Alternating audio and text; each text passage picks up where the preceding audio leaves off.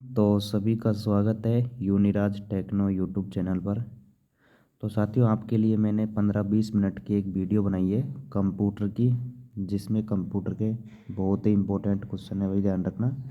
और ये आपके एग्ज़ाम में बार बार रिपीट होते हैं, तो इनको अच्छे से पढ़ लेना। आपके सीईटी एग्ज़ाम में रामबाण साबित हो सकते हैं। तो चलिए फिर वीडियो को स्टार्ट करते हैं बिना किसी देरी के। क्वेश्चन नंबर फर्स्ट है, निम्नलिखित में से किसे कंप्यूटर का पितामह कहा जाता है?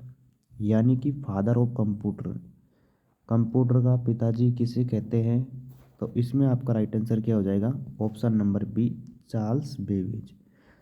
चार्ल्स बेबेज को आपके कंप्यूटर का पितामह कहा जाता है। तो ये आप ध्यान रख लेना भाई, इंपॉर्टेंट है, इसको इंपॉर्टेंट भी लगा के चलना। चलिए नेक्स्ट क्वेश्चन की ओर बढ़ते हैं। कंप्यूटर का नियंत्रक भाग क्या कहलाता है? यानी कि कंप्यूटर का ऐसा कौन सा भाग है जो कंप्यूटर को कंट्रोल करता है या नियंत्रण करता है? वो कौन सा भाग है कंप्यूटर का? प्रिंटर, कुंजी पटल, सीपीयू या हार्ड डिस्क? तो इसमें आपका राइट आंसर हो जाएगा option number C, CPU. CPU आपका कंप्यूटर का नियंत्रक भाग हो जाएगा। चलिए अगले क्वेश्चन की ओर बढ़ता हूँ। अगला क्वेश्चन भी बहुत इंपॉर्टेंट है और काफ़ी बार एग्जाम में पूछा गया क्वेश्चन है भाई। क्वेश्चन नंबर 3 है, वह हार्डवेयर डिवाइस कौन सी है जिसे आमतौर पर कंप्यूटर का ब्रेन कहा जाता है या कहलाता है? हार्डवेयर डिवाइस है भाई, ध्यान रखना, ठीक है। सॉफ्टवेयर नहीं है, हार्डवेयर डिवाइस है और आमतौर पर कंप्यूटर का ब्रेन भी कहलाता है। तो ये भी आपके क्या हो जाएगा? सीपीयू। सर सीपीयू को ही कंप्यूटर का दिमाग कहते हैं, कंप्यूटर का हृदय कहते हैं, ठीक है। तो ऑप्शन नंबर सी, सीपीयू। चलिए अगले क्वेश्चन की ओर बढ़ते हैं। अगला क्वेश्चन ये रहा, कंप्यूटर में किसी शब्द की लंबाई किस में मापते हैं? कंप्यूटर में किसी शब्द की लंबाई किस में मापते हैं? बाइट, बिट, मीटर या मिमी? तो इसमें आपका राइट आंसर क्या हो जाएगा? ऑप्शन नंबर बी, बिट आपका एकदम करेक्ट आंसर हो जाएगा। ध्यान रखना भाई, ऑप्शन नंबर बी होगा बिट। चलिए अगले क्वेश्चन की ओर बढ़ता हूँ। एमबी में मापते हैं, एमबी में क्या मापते हैं भाई? भूकंप की तीव्रता, जनसंख्या घनत्व, शक्ति व्यय की क्षमता, कंप्यूटर की स्मृति क्षमता? तो क्या हो जाएगा इसमें राइट आंसर? प्यारे साथियों, कमेंट करके भी आपको बताना है साथ साथ। तो इसका राइट आंसर हो जाएगा ऑप्शन नंबर डी, कंप्यूटर की स्मृति क्षमता। चलिए अगले क्वेश्चन की ओर बढ़ता हूँ। भाषा जिसे कंप्यूटर समझता है वह निष्पादित करता है क्या कहलाती है? भाई ऐसी कौन सी भाषा है जिसे कंप्यूटर समझता है? अमेरिकन, मशीनी, गुप्त, प्रच्छल भाषा या इनमें से कोई नहीं? None of these? तो बताइएगा इसका राइट आंसर क्या हो जाएगा? तो इसका राइट आंसर हो जाएगा option number B, machine language. मशीनी लैंग्वेज कंप्यूटर समझ लेता है। चलिए अगले क्वेश्चन की ओर बढ़ता हूँ मेरे प्यारे साथियों। अगला क्वेश्चन ये रहा, कंप्यूटर ग्रिड होता है, कंप्यूटर ग्रिड क्या होता है? ऑप्शन नंबर ए, कंप्यूटर का एक हार्डवेयर घटक। ऑप्शन नंबर बी, एक सॉफ्टवेयर अवसंरचना जिसमें कई अभिकलन प्रतिष्ठान जुड़े होते हैं। Option number C, super computer का एक आदि प्रारूप। ऑप्शन नंबर डी, नाभिकीय अनुसंधान हेतु दीर्घ हैंड्रॉन संगठनी का एक हार्डवेयर घटक।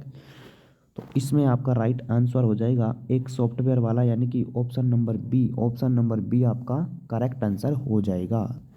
चलिए मेरे प्यारे साथियों अगले क्वेश्चन की ओर बढ़ता हूँ। विंडोज सॉफ्टवेयर का निर्माण किया गया, अरे विंडोज सॉफ्टवेयर का निर्माण किसके द्वारा किया गया? ये आपको कमेंट करके बताना है, जल्दी जल्दी बता दीजिए। तो इसका राइट आंसर क्या हो जाएगा? इसका राइट आंसर हो जाएगा ऑप्शन नंबर डी, यानी कि इनमें से किसी के भी द्वारा विंडोज सॉफ्टवेयर का निर्माण नहीं किया गया। चलिए अगले क्वेश्चन की ओर बढ़ता हूँ। कौन सा सॉफ्टवेयर शब्द संशोधन में प्रयोग किया जाता है? ये भाई संसाधन नहीं होगा, ठीक है, ये हो जाएगा संशोधन। कौन सा सॉफ्टवेयर शब्द जो संशोधन में प्रयोग किया जाता है? तो कमेंट करके बताइएगा क्वेश्चन नंबर 9 का क्या राइट जवाब रहने वाला है। तो इसका हो जाएगा मेरे प्यारे साथियों M S word, option number C, ठीक है। एम एस वर्ड आपका एकदम करेक्ट आंसर हो जाएगा। चलिए अगले क्वेश्चन की ओर बढ़ता हूँ। अगला क्वेश्चन ये रहा, कंप्यूटर साक्षरता दिवस कब मनाया जाता है? काफ़ी अच्छा क्वेश्चन है, इंपॉर्टेंट भी है, एग्जाम में बार बार रिपीट होने वाला क्वेश्चन है भाई। कंप्यूटर साक्षरता दिवस 1 दिसंबर, 2 दिसंबर, 19 दिसंबर, 22 दिसंबर? तो कमेंट करके बताइएगा। इसका राइट आंसर हो जाएगा 2 दिसंबर। 2 दिसंबर ऑप्शन नंबर बी आपका करेक्ट आंसर हो जाएगा, कंप्यूटर साक्षरता दिवस।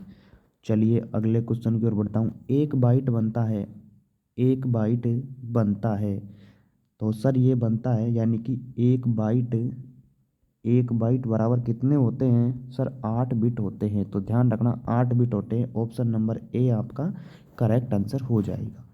चलिए अगले क्वेश्चन की ओर बढ़ता हूँ।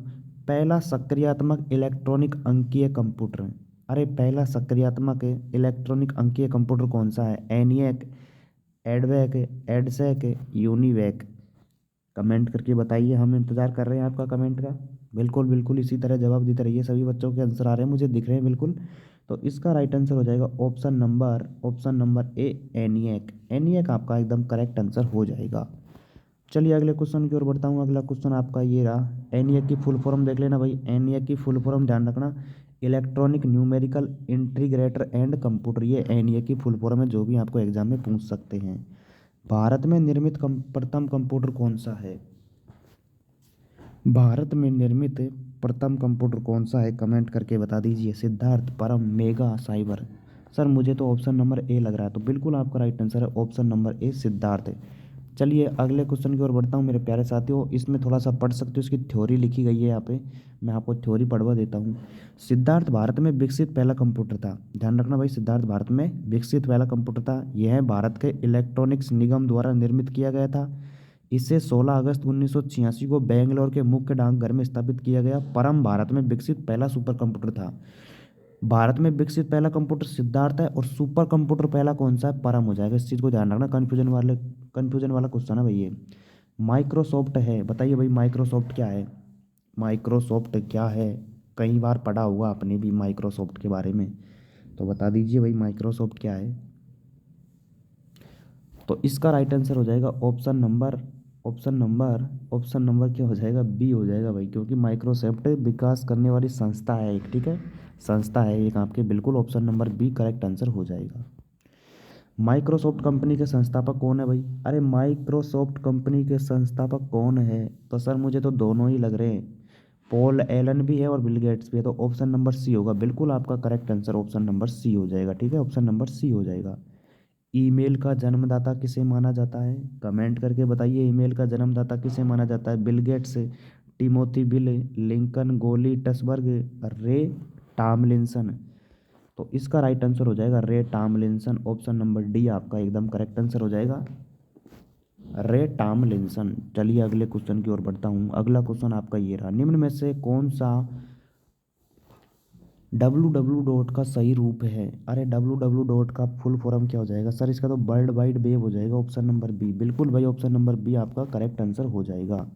अगले क्वेश्चन का अर्थ बताइए। रैम का पूर्ण रूप क्या है? अरे रैम का पूर्ण रूप है सर, रैंडम एक्सेस मेमोरी है क्या कहीं पर? रैंडम एक्सेस मेमोरी यार मुझे तो कहीं पे नहीं दिख रही है, आपको दिख रही है क्या? बिल्कुल सर हमको दिख रही है ऑप्शन नंबर ए में, तो बिल्कुल आपका option number A correct answer हो जाएगा, रैंडम एक्सेस मेमोरी। सीपीयू का क्या अर्थ है? अरे सर बहुत सीधा क्वेश्चन है ये तो। सीपीयू हमने बार बार पढ़ा है, आपने भी कई बार पढ़ाया, तो सीपीयू का हो जाएगा सेंट्रल प्रोसेसिंग यूनिट है। अरे दिखा क्या कहीं भाई? सर ये तो होने वाला नहीं है, ये भी नहीं होने वाला, तो सर ये भी, हाँ सर ऑप्शन नंबर ए दिख गया, बिल्कुल सेंट्रल प्रोसेसिंग यूनिट है। चलिए अगले क्वेश्चन की ओर बढ़ते हैं। आईबीएम का पूर्ण रूप क्या है? अरे आईबीएम नहीं पढ़ा क्या आपने? आईबीएम कंपनी है एक, उसका फुल फॉर्म बता दीजिए। ये मशीन भी है एक, तो इसका हो जाएगा international business machine. International business machine, option number B आपका करेक्ट आंसर हो जाएगा।